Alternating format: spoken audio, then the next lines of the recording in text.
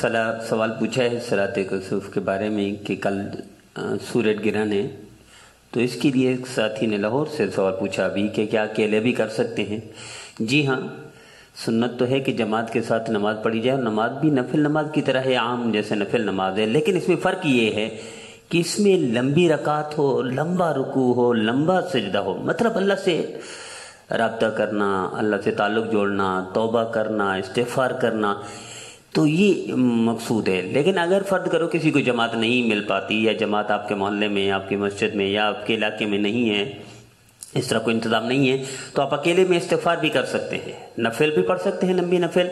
اور استغفار کی کثرت بیٹھ کر کرتے رہیں، سعد رشید بھی پڑھتے رہیں یا تلاوت کرتے رہیں۔ کوئی ایسا عمل جس سے اللہ یاد آ جائے، کوئی ایسا عمل جس سے انسان اپنی زندگی سے رجوع کرے، کوئی ایسا عمل جس سے گناہوں سے توبہ کی طرف آ جائے، ایسا کوئی بھی عمل عزت کیا جا سکتا ہے جتنی دیر سورج گرہن ہوگا۔ اللہ ہمیں اپنا فرما بردار بنائے اور توبہ کی توفیق عطا فرمائے۔